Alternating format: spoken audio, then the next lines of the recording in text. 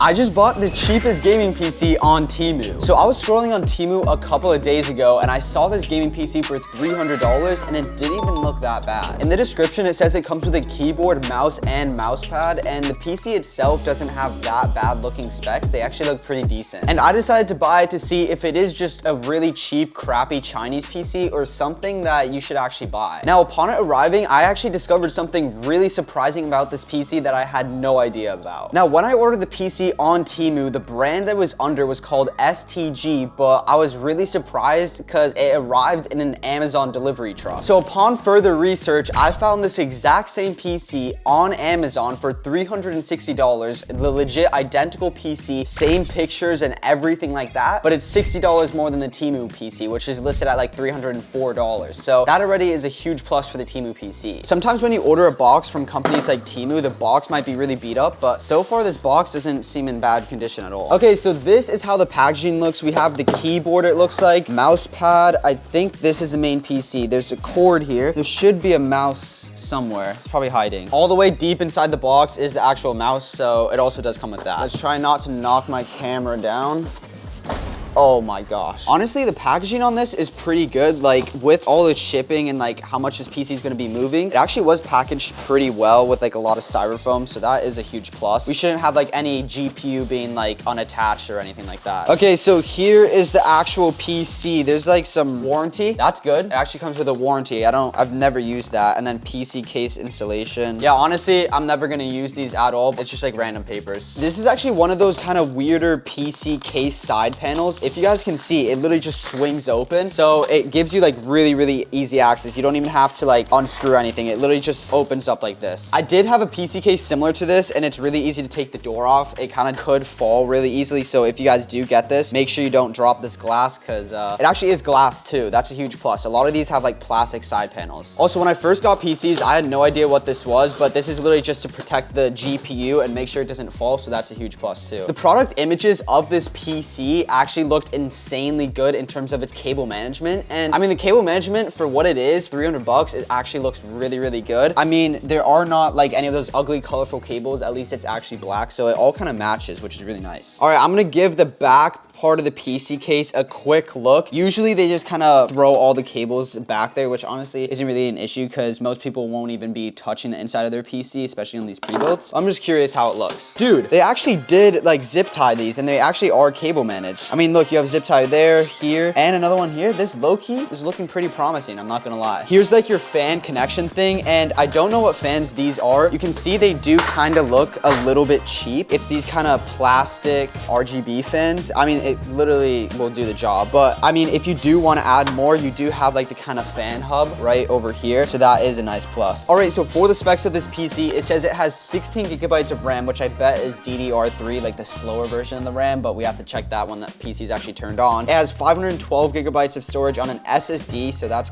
pretty good. And it says Core i5, doesn't say what generation, of course, probably like a 4th gen. That's what they usually are on these cheap PCs. And then the graphics card is an RX 550. So it doesn't really say too much about the specs because you don't know what generation or if it's DDR4 RAM. It doesn't look that bad, and the PC itself actually aesthetically looks pretty good. Before I plug it in, you do have 3 USB ports over here on the top. And then one thing that I do notice on this PC is they have like markings here, because what some people might do is actually plug in the display ports on the motherboard, and you don't want to do that. So they specify to actually use it on the graphics card, which is good for like, I guess, people that never had the PC. And it has a display port and an HDMI. So that's pretty good. All right, let's power it on though and see if the RGB is actually like decently bright on this PC. It should turn on like that. Yep, boot it up right up, no issues at all. You have 2 fans over here on the top or in the front, and of course they're 120 millimeter, and low key, this one is pretty bright. Even I have like a ton of lights on around the setup and it actually looks pretty good. Here, I'll just give you guys a better angle. So yeah, I mean, it does have 2 fans and 1 CPU fan, so not a lot, but it is a budget PC and it should be enough cooling for it too. Overall, without setting up the PC, it is looking pretty promising in my opinion. Now, this PC did also come with a couple of peripherals. We got the mouse right here. It is probably a really cheap mouse, but it's basically free because they didn't even really need to add it. It is extremely cheap. It sounds like crap. I don't even know if you guys can hear it on this mic, like, I would definitely not recommend using this. I think it does have RGB. Let me just make sure. Yeah, I think you guys can see it on camera, but it's so like not even bright at all that it's kind of hard to see, and it doesn't even have side buttons, so I wouldn't even consider this a gaming mouse. I don't really know who would be using this mouse. I would just feel bad for you, honestly, if you were using this mouse. I ain't gonna lie. And then this right here is the mouse pad. It does seem like, yeah, there should be a cord. Yeah, so this is like one of those RGB mouse pads. I'm not really gonna be too harsh on the peripherals at all because they didn't really need to be included at all, but it's nice that they add them. Here, let me see. Bro, it's actually not working. Oh, wait, okay, that's on me. That's on me. The cord wasn't plugged in all the way. You can see a lot over here, but then as it kind of gets more towards the edge, it kind of fades off with the light. But this isn't really a bad example of that at all. You can see it's brightest like over here. It's really hard to notice, and I'm pretty sure you can change the colors. They have like all the kind of basic colors. So yeah, I mean, it's free. You can't really complain. Just me personally, I would end up saving up like $20 or $30 and buying an actual mouse and keyboard and like mouse pad. If you want good mouse pads, make sure to check out my website, Miss Labs. They are more expensive, but they're way better quality. I mean, this was technically free, so of course. And now for the last peripheral, we got the keyboard. It has like a little product manual. We don't need that though. And then yeah, definitely a membrane keyboard. It does have RGB, at least I think it does from the product image. Let me just plug that in. So yeah,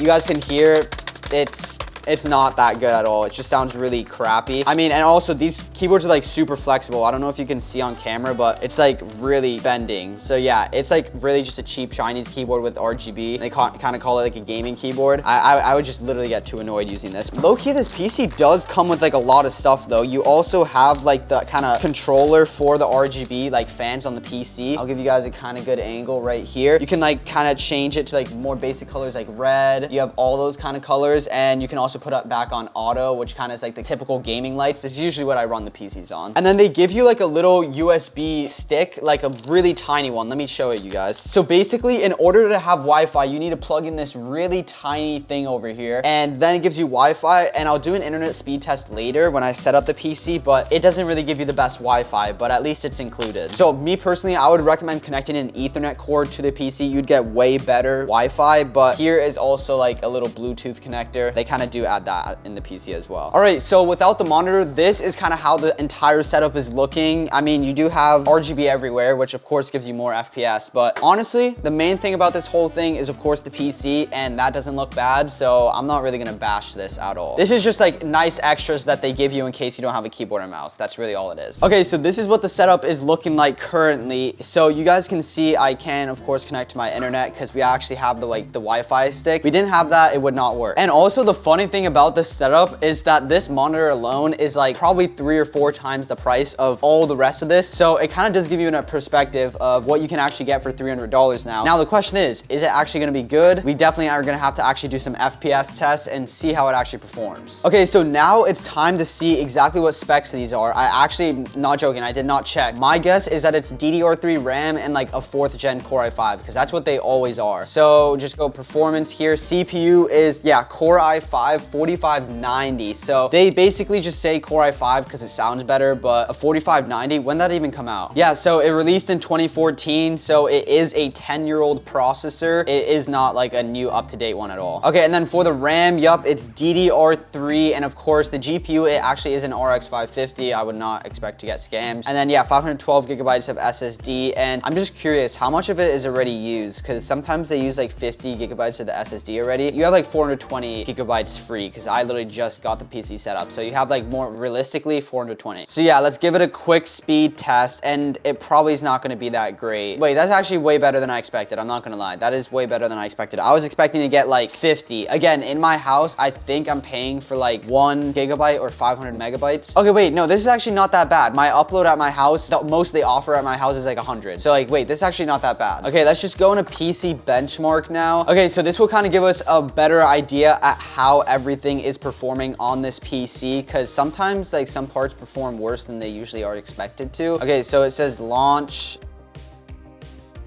This is low-key a little bit of a promo while it's actually just testing stuff out. We also offer like these smaller mouse pads over here. These are like the cheapest ones that we have. So low-key, I'm gonna just replace it because we're just not gonna be able to game with it. Yeah, just look at how much more mouse space I have already, bro. It's way better. Okay, now it's testing the GPU and we should almost be good. Our CPU is performing better than expected. It's performing way above expectations, which is good. GPU performing way above expectations. And then our RAM kinda looks like it's in the middle, so it's not that bad. They are performing better than expected, so hey, I'm not complaining at all. Okay, now let's just download a bunch of games. I'm gonna try and download Minecraft and maybe Call of Duty and Fortnite and just see how all of them actually perform on like low settings and high settings, just to see how different they really are. Okay, now this is just like the boring part. I'm just setting up the whole PC, but let me know in the comments if I should actually tweak a gaming PC. I'll be actually interested in doing that and seeing if I would be able to get more FPS. So let me know if you want to see that in the future. I'm getting a virus. All right, I'm gonna start off with a quick Call of Duty game, but I just am not gonna be able to play on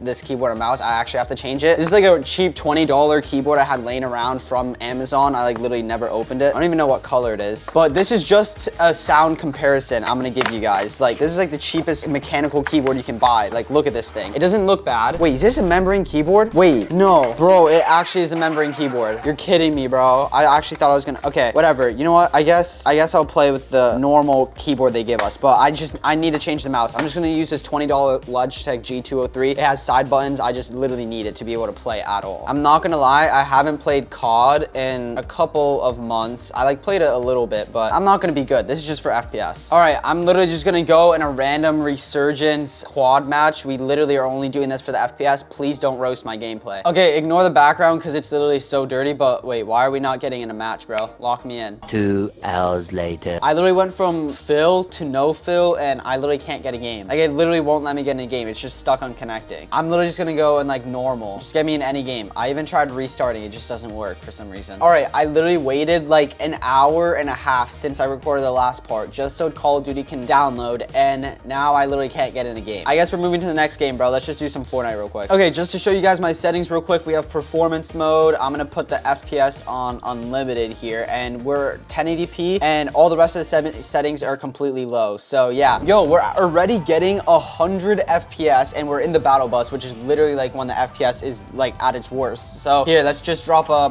Pleasant Park real quick, bro. Yo, 130 FPS. Okay. Yo, this PC low-key PC kind of good. All right, dropping in. It is lagging a bit. On the top right, it's the left, I'm pretty sure is our average. So yeah, it is dropping. You can see it's kind of choppy, but bro, where it's just dropping, it won't be this laggy the whole time. Dude, we're literally peaking at 120, it says. 130 on the top right. It definitely is like a little bit stuttery at the beginning. I ain't gonna lie. You can see it like lagging with the gameplay right now. Okay, but numbers wise, it's actually doing really good. Something's getting bottlenecked though, because like, maybe probably the CPU. Dude, if you like RAM, I know everyone that buys this PC, it's like, it's a budget PC, but like RAM, bro, you can buy DDR4 RAM, like non-RGB, which are like these, which is DDR4, and you get way more. I want to see what's capping it. Oh yeah, it's CPU. You just saw it was at like 100% for the CPU. Our GPU is fine. Our GPU is fine, and we're getting like 50% usage on that. Memory and CPU, bro. I should low-key like just get 2 RAM sticks, like 2 new RAM sticks in here. Yeah, you can see it's getting bottlenecked. Like it just doesn't like it. All right, let's just try and get a couple of kills though. We should be able to get a couple kills.